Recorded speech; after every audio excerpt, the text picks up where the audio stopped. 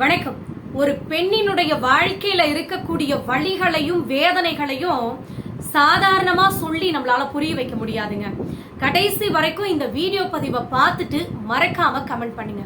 ஒரு பொண்ணுடைய வாழ்க்கையில அவ எவ்வளவு பெரிய உயரத்துக்கு போனாலும் அவ மறுபடியும் தஞ்சம் அடையணும்னு நினைக்கிறது தன்னுடைய அப்பா, அண்ணன், தம்பி, அதுக்கப்புறம் கணவன். இந்த இடத்துல கணவன் மட்டும் சரியா அமைஞ்சிட்டாங்க அப்படின்னா அந்த பொண்ணு மாதிரி ஒரு பாக்கியசாலி வேற யாருமே கிடையாது.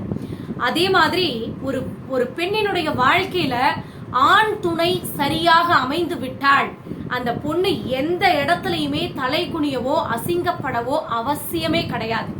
ஆனா இங்க நிறைய பேருடைய வாழ்க்கையில சரியான வாழ்க்கை துணை கிடைக்காம சரியில்லாத பயணத்தினாலதான் அந்த பொண்ணுடைய வாழ்க்கையே அர்த்தமற்றதா ஆகிவிடுதுங்க.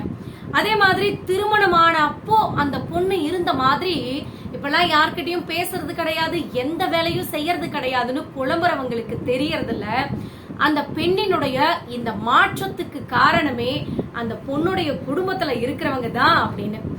ஒரு பொண்ணு வீட்டுக்கு சீக்கிரமா வந்துருங்க அப்படின்னு தன்னுடைய கணவனுக்கு போன் பண்ணி சொல்றா அப்படின்னா, வேலை முடிஞ்சிருச்சுன்னா சீக்கிரமா வந்துருங்க அப்படின்னு சொல்றான்னா, அவ வீட்டுக்கு கணவன் வந்தோடனே அவங்க கூட கொஞ்சம் கொள்ளாவறதுக்காக கிடையாது. தன்னுடைய கணவன் வந்தா, தன்னுடைய கணவனுடைய அரவணைப்புல இருந்தா ஒரு கம்ஃபர்டபுளா ஒரு பாதுகாப்பா அந்த பொண்ணு உணர்வா. அதுக்காகத்தான் சீக்கிரமா வந்துருங்க வேலை முடிஞ்சிச்சுன்னா அப்படின்னு போன் பண்ணி தன்னுடைய கணவனுக்கு சொல்றா. இது நிறைய பேருக்கு புரியறதே கிடையாதுங்க. அதே மாதிரி ஒரு பொண்ணுக்கு மட்டும்தான் 2 வீடு, இந்த 2 வீடுமே இல்லைன்னு வச்சுக்கோங்களேன், அந்த பெண் மட்டும்தான் அனாதை ஆகிறார். உண்மைனா மறக்காம கமெண்ட் பண்ணுங்க. அதே மாதிரி ஒரு பொண்ணுக்கு தாய் இருக்கிற வரைக்கும் தான் தாய் வீடு, தன்னுடைய கணவன் இருக்கும் வரைக்கும் தான் கணவன் வீடு. இந்த 2 வீடும் அந்த பொண்ணுக்கு சரியாக அமைஞ்சிடுச்சு அப்படின்னா அந்த பொண்ணை விட ஒரு அதிர்ஷ்டசாலி இந்த உலகத்துல வேற யாருமே இருக்க முடியாதுங்க.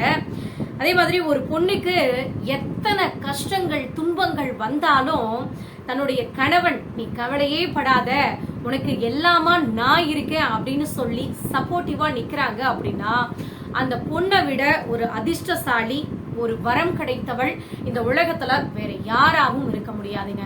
சோ இது எல்லாமே ஒரு பொண்ணினுடைய வாழ்க்கையில நடக்கக்கூடிய துன்பங்களும் சரி இன்பங்களும் சரி எல்லாருக்குமே கிடைச்சிடாதுங்க. உங்களுடைய வாழ்க்கையில நீங்க இதுல எந்த பாயிண்ட் அனுபவிச்சிருக்கீங்க அப்படிங்கறத மறக்காம கமெண்ட் பண்ணுங்க. நன்றி, வணக்கம்.